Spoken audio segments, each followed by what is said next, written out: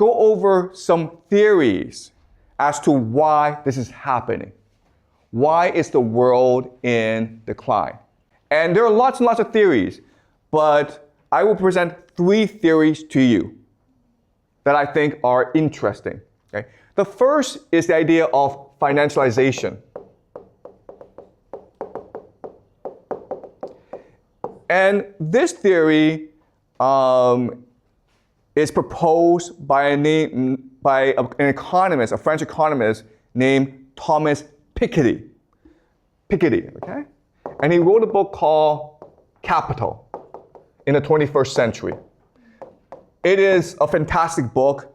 You don't have to read the book, but if you have a chance, you should definitely pick it up because it is a very easy but very illuminating read. And what he argues is that what happens in society is that capitalism transitions from phase to phase to phase. In the beginning, you have consumer capitalism, meaning that what the society is trying to do is create goods that consumers want to buy. This is an era of rapid wealth generation. Then you move into financial capitalism, which is a period of investment. Rather than build factories, you put the money into the stock market.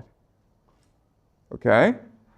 So you're trying to generate as much money as possible. But what we discussed last class that's very important is wealth and money are not the same thing. So in the first phase, consumer capitalism, you focus on the generation of wealth. In financial capitalism, you focus on the generation of money. And then you move on to monopoly capitalism, which is where just a few companies control everything. And we live in an era of monopoly capitalism. And this happens because it is much more profitable for companies to be monopolies than to be in competition with each other.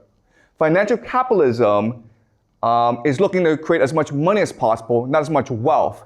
And so a few companies come to dominate, become monopolies.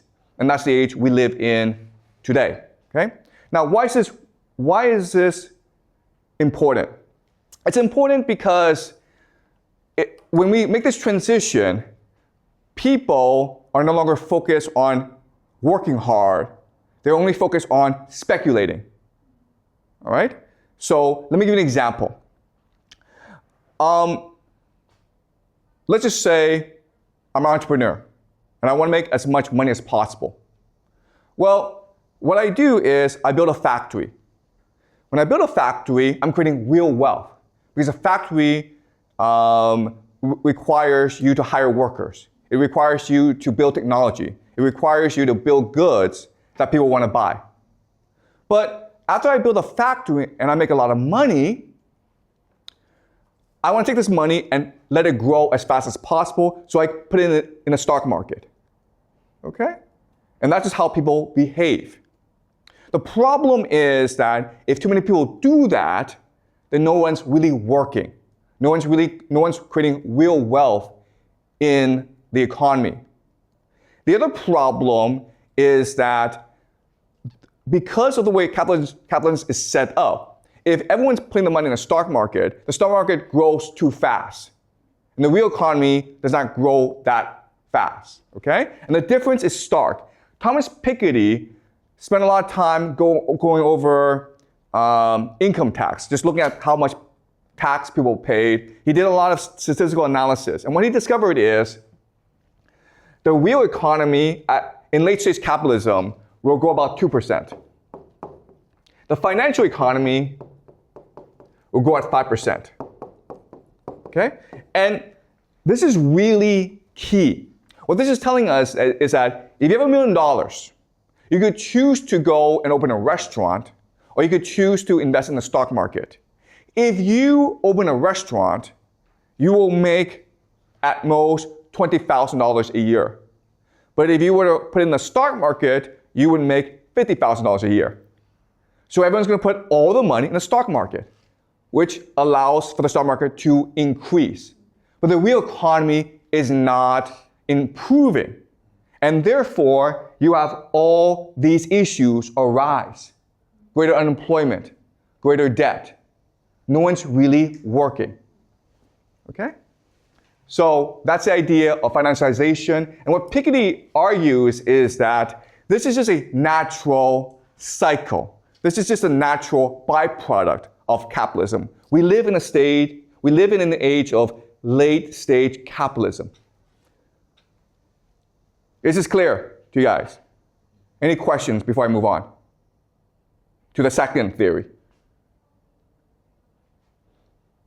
All right, let's move on to the second theory called elite overproduction. And this was proposed by a historian named Peter Turchin.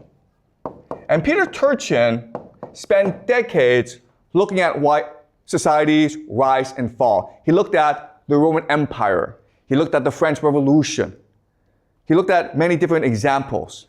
And what he believed is societies fall, decline, collapse because of the idea of elite overproduction, meaning you have too many powerful people competing for limited positions of power.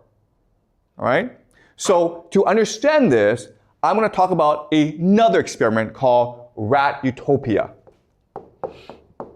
And Rat Utopia was a series of experiments conducted by an American scientist named James B. Calhoun. And what James Calhoun was trying to do in his experiments was trying to figure out what living in a world of abundance and wealth and security meant. After World War II, the world was divided between the United States and the Soviet Union. It was the Cold War. But it was also a time of increasing abundance due to technology and peace. And the population was increasing.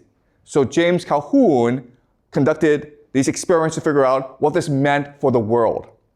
So what he did was this. He had a room, okay, that was sealed off from the world. And in the room, he put in food and water and housing for a colony of rats. Maybe like 10 rats at first, but they quickly became 400, 500 rats. And at first, the rats were really happy. But no matter how Calhoun configured the experiment, ultimately, the rats always ended up killing each other. Okay? So what he discovered is, if you live in a world of abundance and security, the end result is the rats always kill each other. And he kept on doing this for 20 years. And he could never, ever create a situation in which the rats lived peacefully. And he could never figure out why this was the case.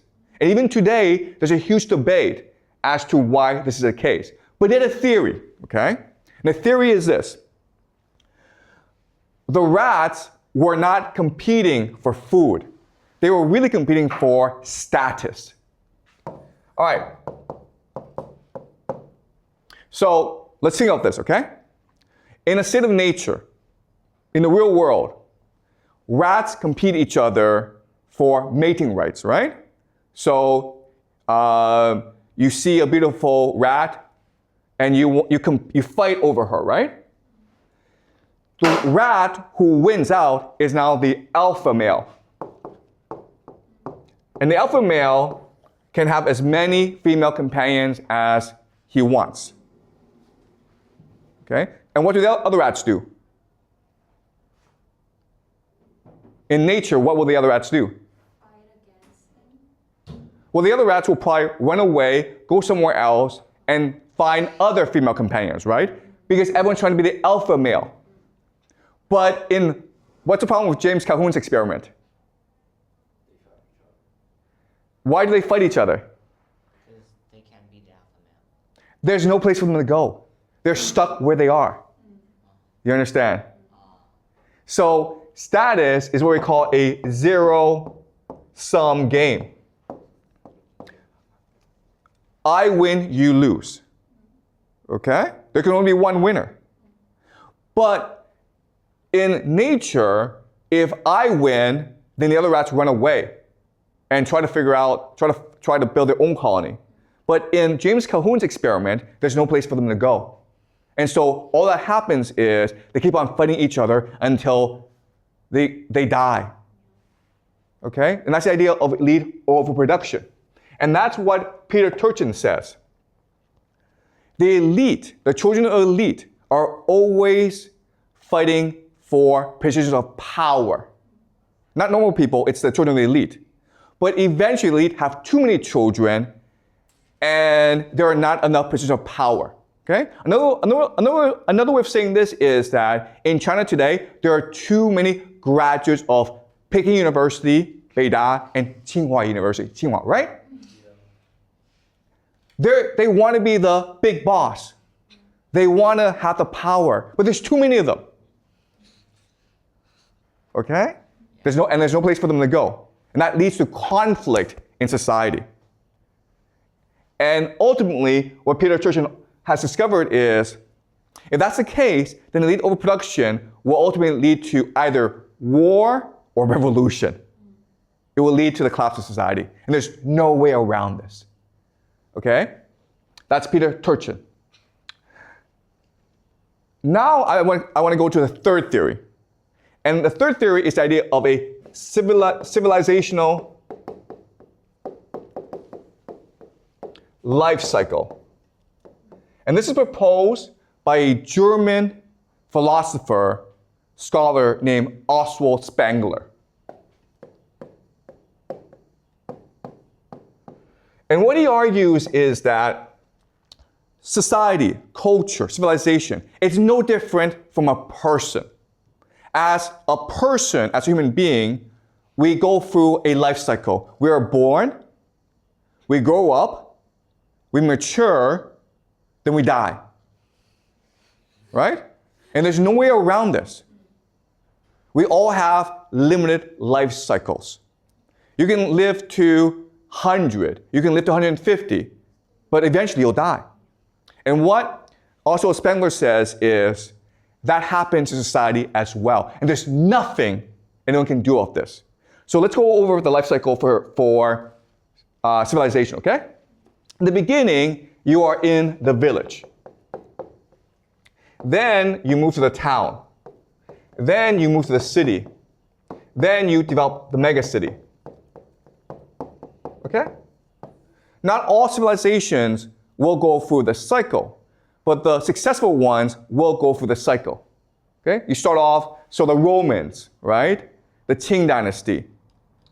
You start off in a village, then if you're successful in the village, you build a town, then when you're in a town, and you're successful, you defeat other towns and you build a city, and you become a megacity. Okay? And what Oswald Spengler says is, at the height of the civilization must now die. Okay? So let's go over the theory. Well, in the village, life is pretty simple. People work hard. Okay? They are united. They have a collective mentality. Everyone's helping each other. And also, what's really important is lots of babies, right? It's very common for mothers to give birth to 10, 11 kids in a village, right? And the reason why is kids are free labor. So you're incentivized to have as many children as possible. Okay, so this is the framework of a village. But as you go up the civilization ladder, as you mature as a civilization, what happens is you have increased abstraction. Abstraction is just a fancy word for you're removed from reality. Okay? So when you're in a village, you understand everything, right? You understand, oh, the food that I eat comes from the seeds I implant, right? But when you're in a city, guess what? Those drinks you're drinking, you have no idea where it comes from, right? The food you're eating, you have no idea where it comes from. It's all abstract to you. It's all removed from reality, okay? So in the village, people are engaged in working hard and in helping each other. But as you move up, people become much more individualistic. Right? You're concerned about your own personal pleasure. You're concerned about how do I derive benefit from this? Okay? So another way of saying this is, in a village, what keeps people together are emotions and tradition and relationships.